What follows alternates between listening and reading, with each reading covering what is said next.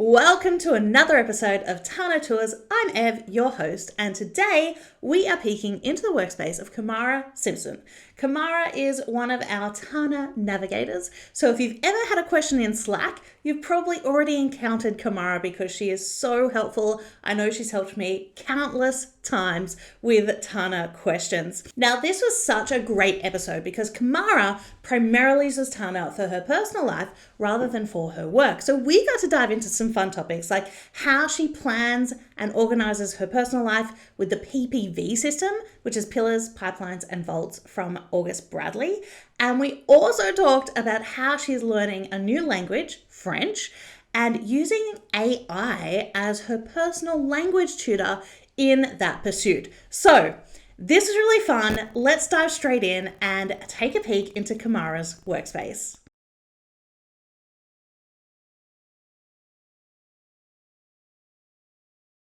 Welcome to Tana Tours. My name's Ev, and today I am here with Kamara. Welcome, Kamara, to Tana Tours. Thank you, Ev. It's so great to be here. Yeah, I'm so excited to have you on and to dive into how you're using Tana. So tell me, first of all, a little bit about who you are and what you do. Okay, so I'm from the lovely island of Barbados. I always lead with that.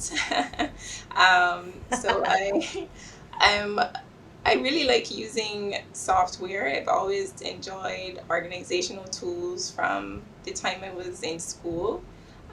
So I've tried so many different things, bullet journaling, getting things done, all these different tools. And, I joined Twitter last August or so, and I started seeing a buzz about Tana. And, it was kind of like, oh, I have to get an invite. And then from there, it was just waiting until I got that invite. But I'd say I'm really into just trying different things, trying different tools, and that's where I landed with Tana. And what did you use before you started using Tana? What were you working I've on? been using Notion, so I still use Notion to some extent. I use it in work, but for my personal knowledge management, I switched to Tana. And how long did it take for you to get your invites? Was it Funny very long? story. So I actually was waiting for about 2 months, I think it was.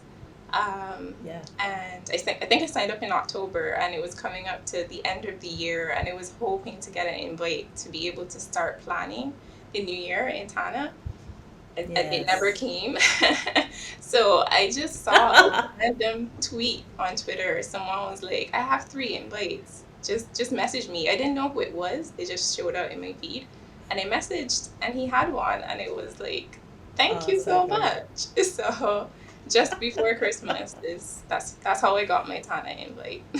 And now you are a Tana navigator. You're responsible in the community for pointing people in the right direction and making sure that they know where to go and that kind of thing. So what made you kind of want to step up and kind of be one of those like community helpers? Um, well, to be honest, I was nominated, I guess, for the opportunity, and I was kind of in a place where why not? Like that's one of my mantras. Why not? If somebody asks a question, if you can do it, why not? So I always enjoyed helping people. I used to tutor when I was in university. I taught for a year at a school. So I just enjoy helping people to navigate, and it helps me learn as well. So I figured, why not?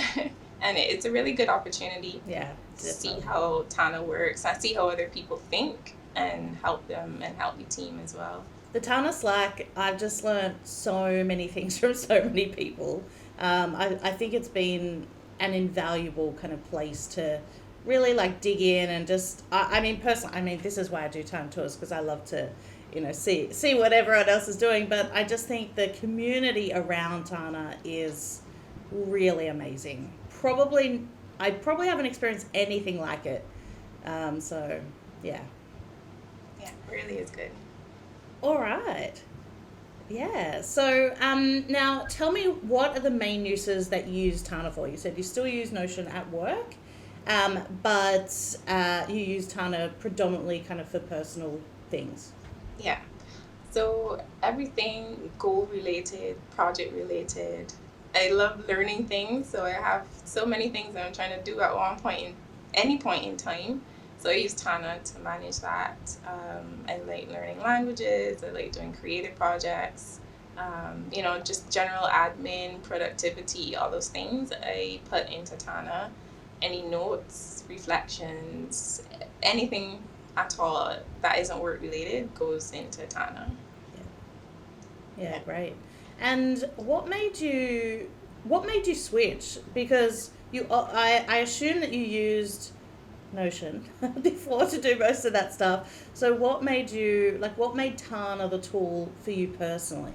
Personally, my brain, I call it my work brain and my personal brain. So my personal brain is Yes. very fluid. I just like to write things down and just not worry about how to find them. So I quite enjoy bullet Yep. journaling, physical, just you just get the thoughts out of your head. But for me, it didn't quite work Yes. with the Notion structure. I tried. It does work for other things, but just not for how my personal brain tends to work. So the idea of tagging something after it's been written down, you can move things around. It just worked with how my brain operates. Yeah. Yeah. I think that's an interesting concept to think about, like work and personal, because work tends to be more structured. Like you go to work, you know what you're doing, you know your role, and there's lots of recurring stuff that happens. Whereas like personally, and especially when you dive into like goals, learning things, any of that kind of like management of life, it is a little bit messy. And I think it's great for personal stuff because you can just dump things in, and then they're either going to get to where you need to go, or they're going to get to nowhere and maybe you didn't need them. You just need Yeah. to get it out of your actual head. Yeah. So today you are going to show us a little bit of your workspace, how you're using it kind of personally, for languages, for PPV stuff. So let's dive in and show us around. Sure, happy to. Everyone loves a day page, so maybe take us through what you're doing on the day page. Sure. So my day page is mainly for reminders. I don't tend to to write in Tana during the day because I'm at work and it's a bit difficult.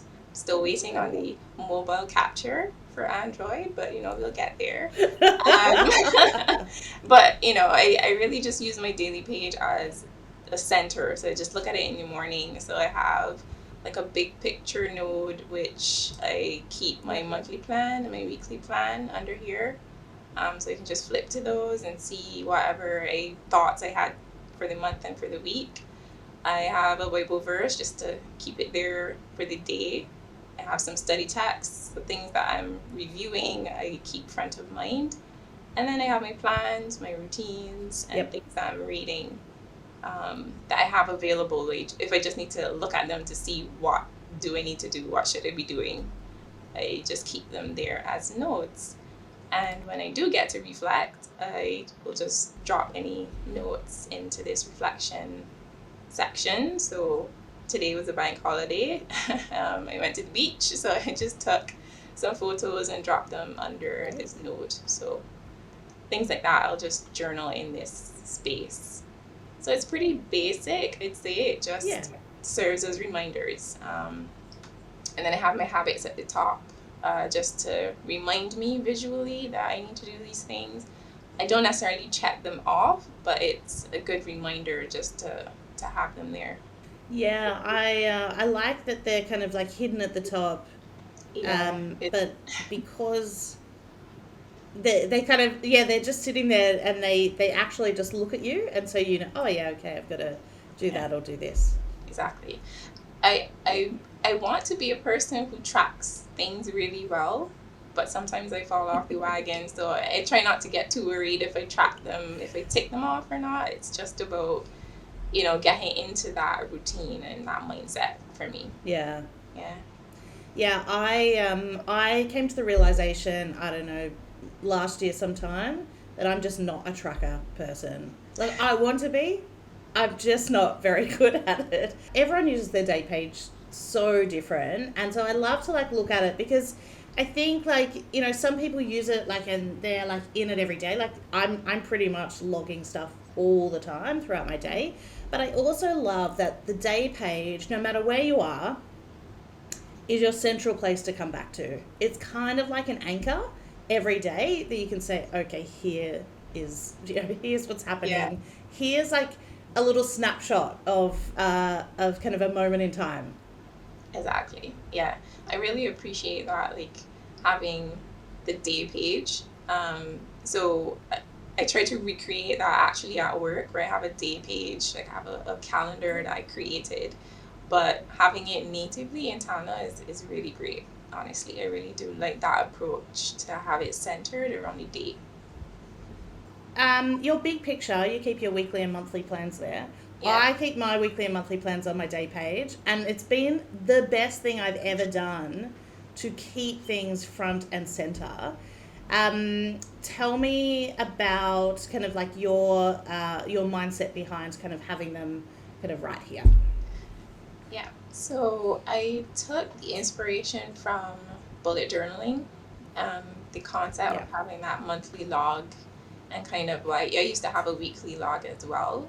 So having a physical book where you kind of, you're able to turn or flip back to the page, I wanted to mimic that in Tana a bit. So even though I have them here, I might just, open them in a separate panel, but at least they're here. It's really easy just to get to them.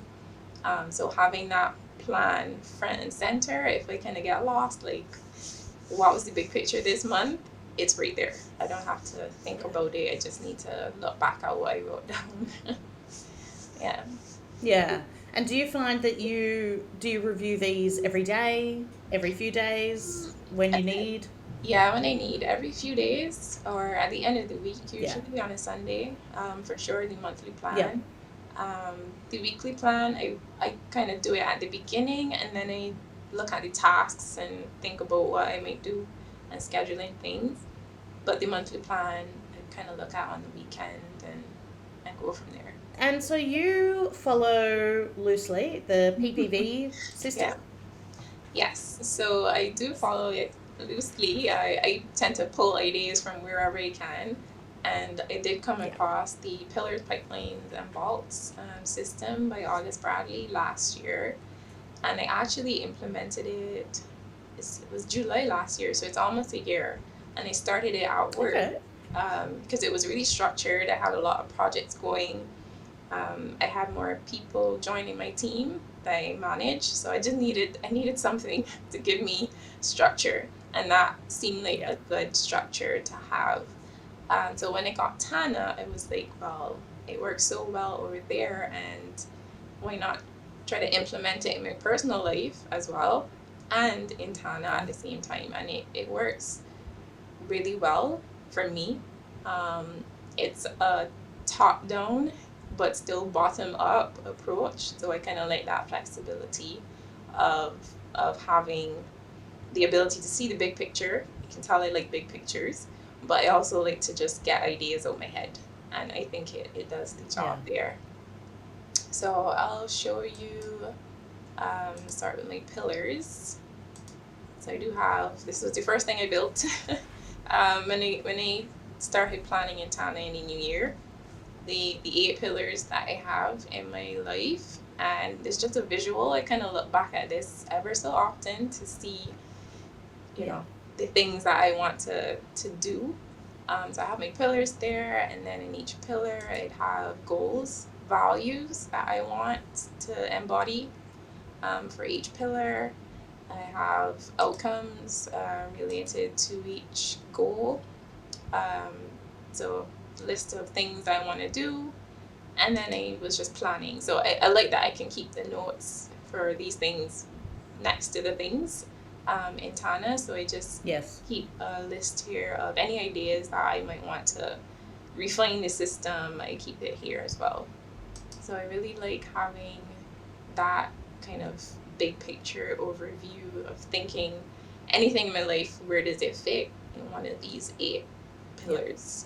basically. Firstly, value goals. Love the idea of that.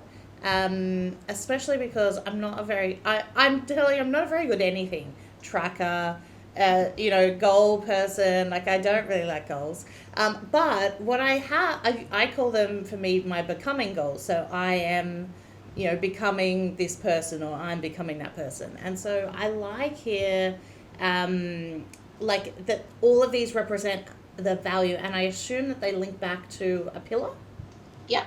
So they each have. So if I click into my pillars, I have all my values under here. So they each link back to a pillar. And so then how do you track those value goals? Is that through outcomes?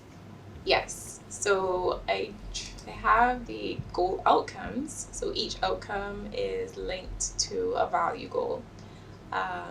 I don't think I have a view of it here, but if I go to value goals, I guess, related outcomes, right? So for this one, creativity and experiences, I mentioned drawing portraits. So that's one of my things. I wanted to create 4 portraits this year.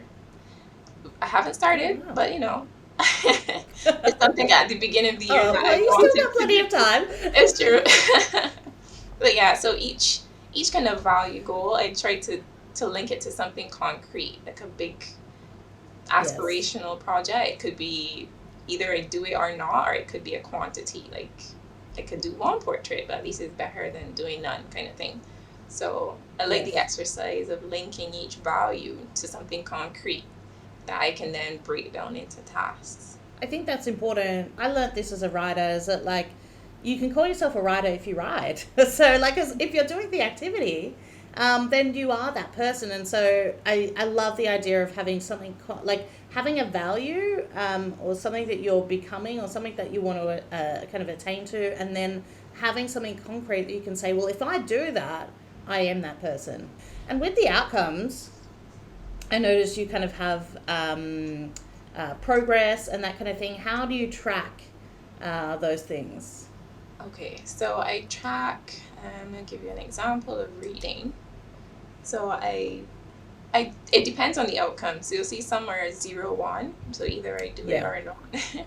The ones which are a quantity, I do link projects to them, or routines.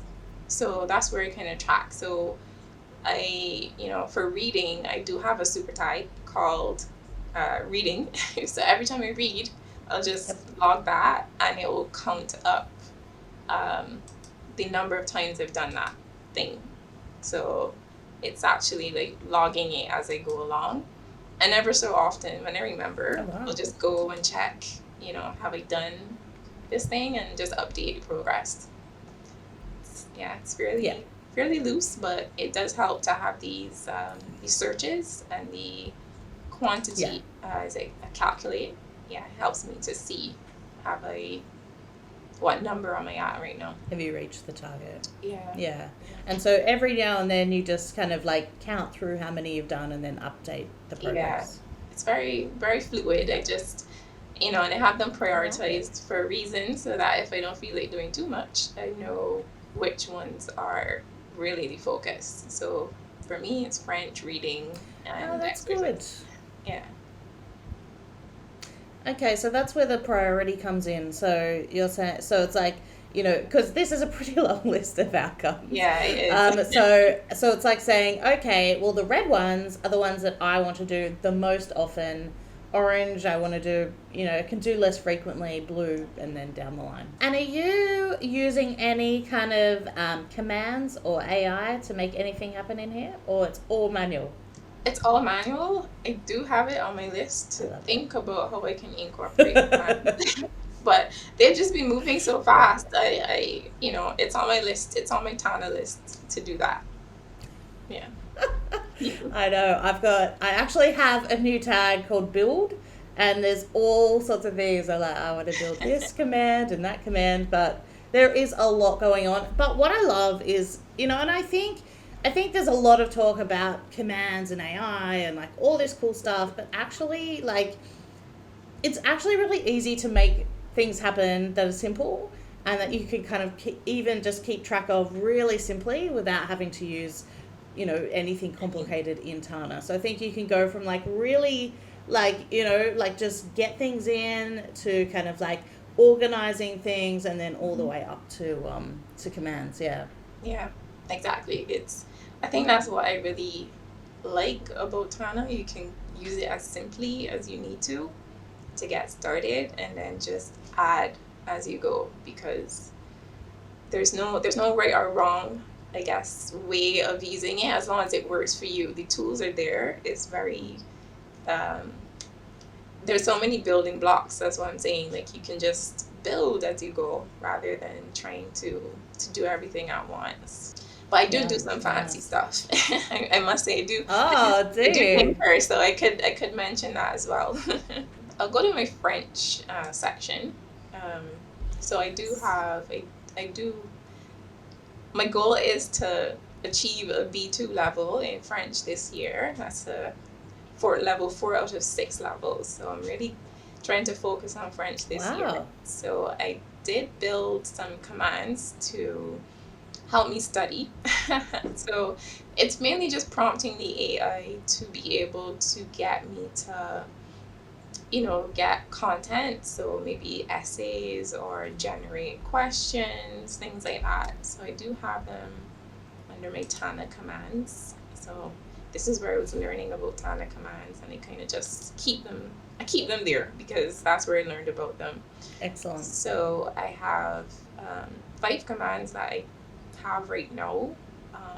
So I did share it on Twitter and plan to share it as a template for those others who like learning languages at some point when I figure out how to do that.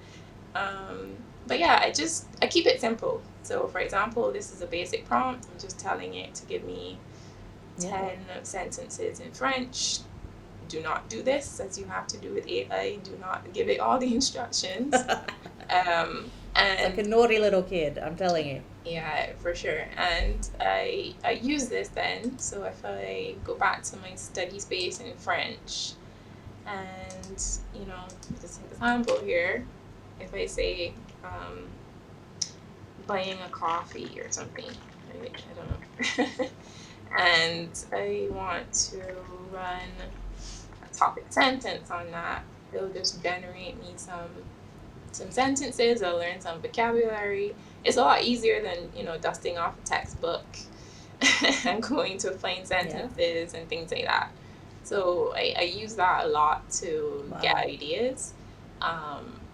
I would then generate my own writing, my own speech. I just transcribe French when I speak it and paste it in here and get it to tell me, is it good?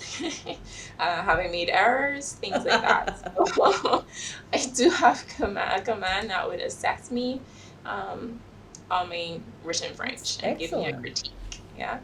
So I really try to keep it simple. I always think about what do I need, and then I implement it. So yeah, it's been really good. And as I think about how my other workflows can benefit from the commands, I'll try to add them in there as well. And I am assuming that once you have Tana Capture, you could also then speak French into it and maybe have it transcribed and do the same workflow? Yes. So I have tested it because I do have an iPad, so I'm not fully out of the game. Yeah. I do have a foot in, but I don't always use the iPad. So I did actually come up with a way to get the audio the transcription into Tana from my phone. I do like to tinker. So I have that right now. But my trouble is it's translating it as soon as I bring it in. So I speak in French and then it comes into Tana in English. So I need to figure out how to get it to bring the French in. But it does work, and I do use it for audio journaling. I mean, I'm seeing all of this stuff and thinking how much more could it speed up your workflow of learning languages? Like, whereas before, like, even like make a coffee, like, have to go to a textbook or maybe look it up on Google. I don't know. But like, there's so much speed, I think, that we can get. Not that speed is everything, but like, just like all these workflows that can really be sped up, and I assume that you could learn faster and be more fluent quicker. Yeah, I think it really comes down for me to immersion, because I mean I live in an English speaking country. Most people don't speak a second language here. French is very far culturally from my culture. So the Yeah. internet is my immersion. So anywhere where I can introduce French into my daily life is a win. So, there's YouTube, there's Yes. videos, but in the written context and my daily things, just have a thought and I'm like, how would I express that in French? Or some of the vocabulary ideas, I can just get them here and keep them all in Tana. Great. So, Um, Now, is there any other cool things that you want to show us? um, well, sure. I guess my time blocking is something I've been trying in Tana. Yes. And I do want to be able to extend this more. You can see I have a question here, which adds to my Tana list. I have a question tag, and the topic is Tana, and there's a lot of questions. But I want to, Yes. I enjoy the idea of time blocking. Again, I'm not really a good tracker per se, but I like to kind of know what I want to do in advance. Um, so I have, I schedule different days to do different things, be it for exercise or just general projects. So I started to theme my days, to give each day a particular theme, and to kind of block out the times that I want to do things. When I look at Tana in the morning, it's just a mental jog of, oh yeah, this is what I said I'll do on a Monday.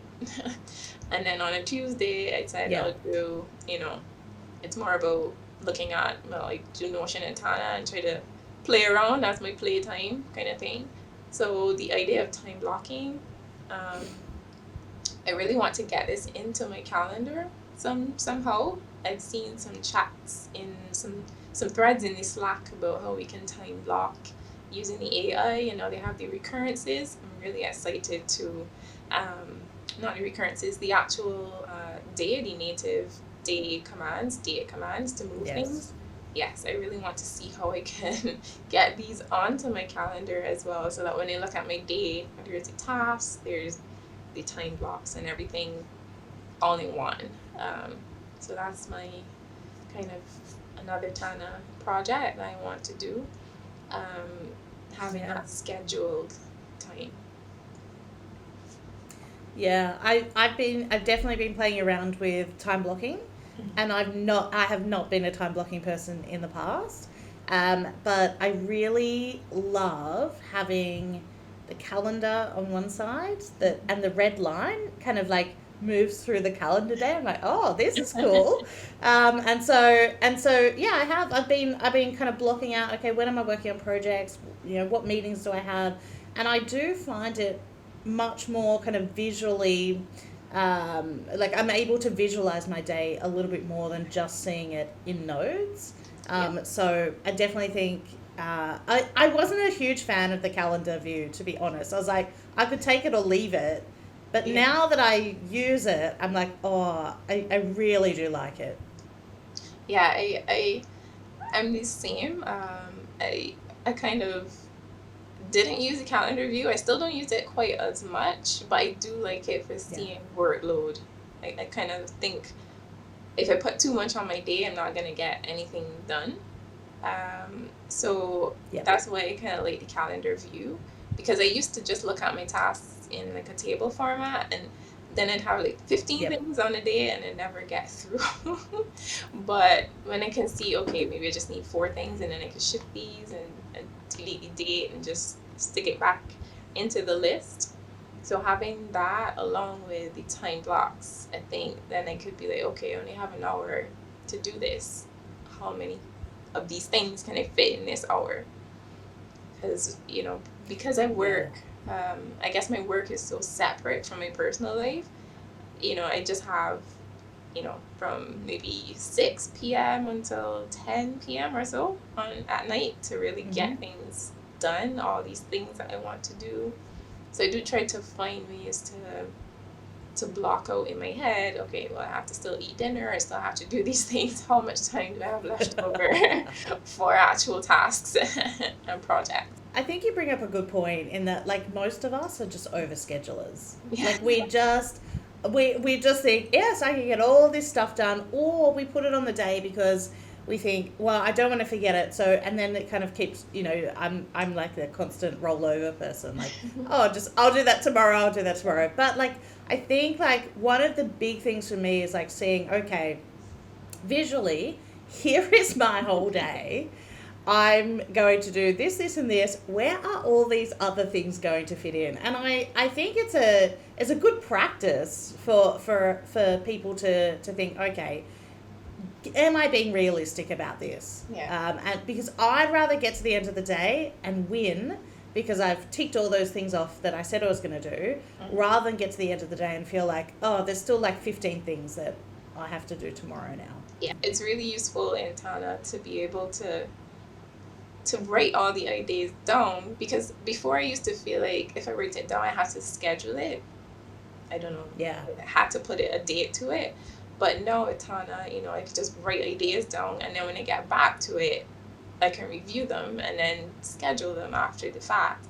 So I do have like this, you saw my questions, so I do have like a list of where I keep my questions, notes, reflections, anything that I want to think about. And then I can always just tag them as a task when I'm ready to do it.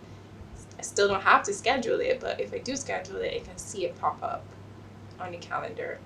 So the ideas don't get lost. They're still there, but they don't have to feel like a task, like a burden almost, because yes, they're gonna get scheduled when they need to be.